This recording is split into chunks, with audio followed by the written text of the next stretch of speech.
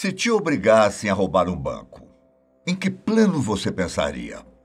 Eu tenho uma dica. Não é fácil. Mas ao redor do mundo, alguns criminosos tiveram ideias de se tirar o chapéu. Tem bandidos que até hoje nunca foram achados. Será? Você seria um desses? Meu nome é Ivan Lima e aqui você vai conferir alguns dos criminosos mais inteligentes do mundo. Vamos começar com os dois pés na porta. O ano era 1971 e um homem chamado Dan Cooper sequestrou um avião e nunca mais foi visto. Mas calma, só o homem que não foi visto. O avião ficou bem. Em novembro de 71, ele comprou uma passagem de avião em Portland, nos Estados Unidos, para ir até Seattle. Quando o voo decolou, esse homem entregou um bilhete para uma das aeromoças, que guardou o papel achando que fosse algum tipo de cantada. Dan viu isso e disse para a aeromoça em voz baixa: "É melhor você ler agora. Eu tenho uma bomba." O explosivo, no caso, estaria dentro da maleta que o homem estava carregando. A mulher levou o bilhete até a cabine de comando e mostrou a mensagem para o piloto e o copiloto. "Vocês estão sendo sequestrados. Nada de bobagens. Quero $200 mil em uma mochila e 4 paraquedas." Você já vai entender essa parte do paraquedas. A aeromoça até deu uma olhada na maleta e disse que viu alguma coisa parecida com uma bateria conectada por fios a 8 bastões, que todos presumiram ser uma dinamite. A torre de comando de Seattle foi avisada pelo piloto sobre a situação e o sequestrador estava exigindo todo o dinheiro em notas de 20, paraquedas e um caminhão com combustível na pista. Com medo de alguma tragédia, as autoridades concordaram com as demandas. A ideia de Dan Cooper era deixar os passageiros na pista e levar o avião com a tripulação. E tudo seguiu conforme o planejado. A aeromoça pegou o dinheiro, o avião foi reabastecido, os passageiros desceram e a aeronave decolou mais uma vez. O sequestrador disse para voarem baixo até o México, mas em determinado momento do trajeto, ele desceu para a região da cauda do avião. E sabe o que ele fez? Abriu uma escada traseira e realmente pulou de paraquedas. A equipe da aeronave imaginou que ele pediu 4 paraquedas para dar a entender que era para ele e para os membros da tripulação, o que garantiria que nenhum fosse alterado.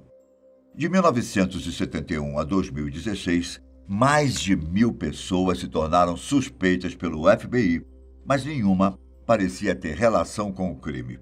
Poucas pistas foram encontradas e nem mesmo um corpo foi visto para confirmar se Dan Cooper morreu ou não ao saltar.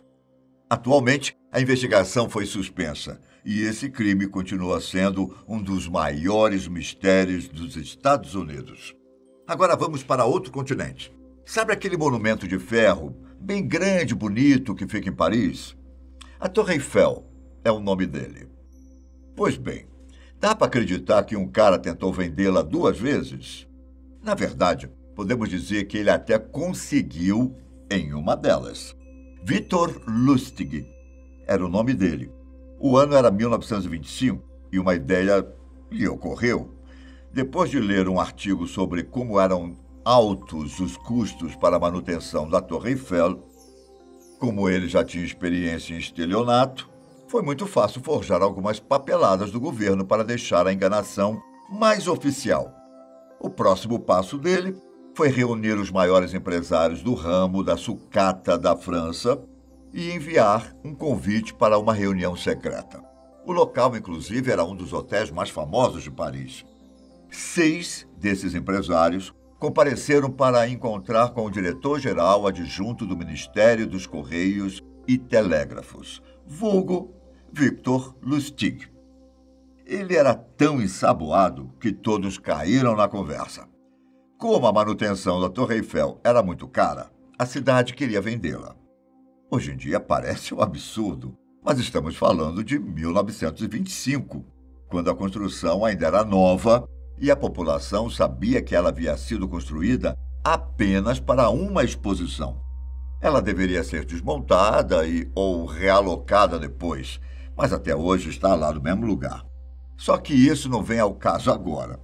Victor disse que a reunião era secreta porque o assunto não poderia ser revelado ao público antes do momento certo, já que poderia gerar polêmica. Ele planejou todo um cenário chique e bajulador para os empresários. Os levou para conhecer a torre e ficou de olho para saber qual deles era o mais ingênuo. Victor deu menos de uma semana para os empresários mandarem uma proposta, mas nem precisava, porque ele sabia que era André Poisson a pessoa certa. E por quê? Porque ele parecia ter um complexo de inferioridade. Só que André não era tão bobo assim. Ele logo indagou a Victor sobre o motivo das reuniões serem feitas em um hotel e não em um escritório oficial. E o estelionatário tinha uma resposta na manga. Por conta do seu cargo, ele não ganhava dinheiro o suficiente para manter um estilo de vida de luxo. André, então, soube na hora que o que Victor queria era um dinheiro por fora, o famoso suborno.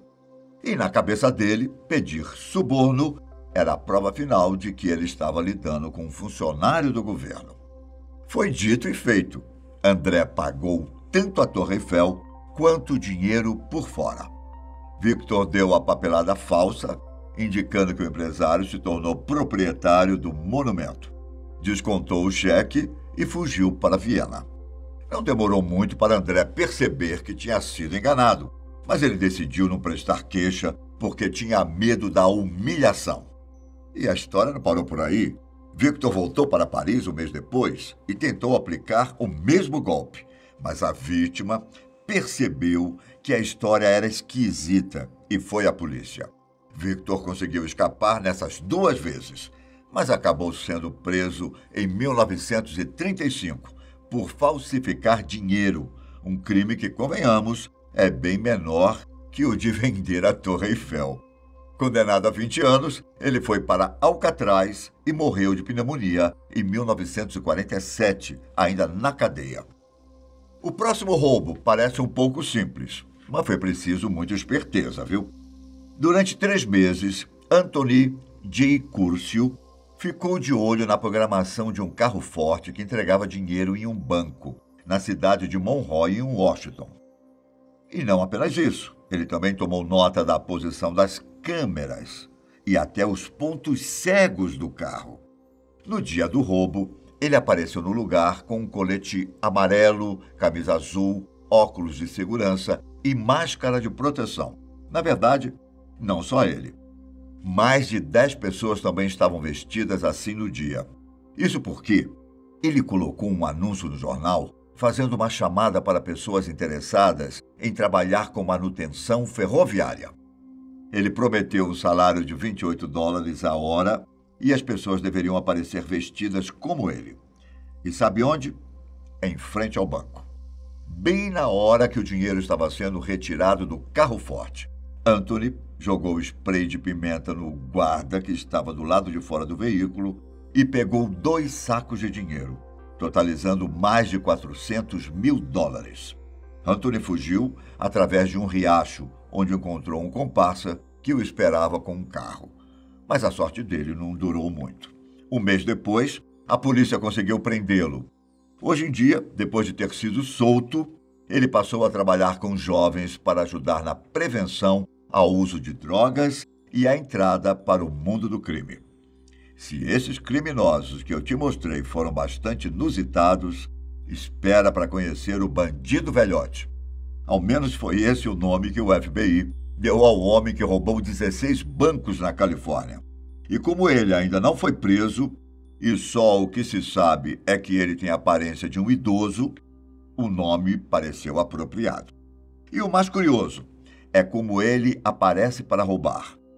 Óculos escuros, boné, casaco, uma bengala e já até foi visto com um equipamento de oxigênio. Pelo que se sabe, ele esteve ativo entre 2009 e 2011. E sua forma de agir é muito simples. Ele entra no banco como qualquer outro cliente, sem chamar a atenção, e sempre carregando uma caixa de couro. O bandido chega perto de um funcionário, entrega um bilhete com uma ameaça, por exemplo: me dê $100.000 ou eu mato você. Por mais que o assaltante aparente ter entre 60 e 70 anos, o FBI tem uma teoria interessante. Eles acreditam que o bandido velhote não seja um idoso, mas sim alguém mais jovem, utilizando uma máscara de silicone como disfarce. Um fato que deixa a teoria mais forte envolve seu último roubo, em que as imagens de câmeras de segurança mostram ele correndo muito rápido, rápido demais para uma pessoa idosa. Ao que parece, ele deu um tempo no mundo do crime. Até 2011, a recompensa por qualquer informação que levasse até ele era de $20.000. Depois de conhecer todos esses criminosos, qual você achou mais inteligente? Me conte aqui embaixo.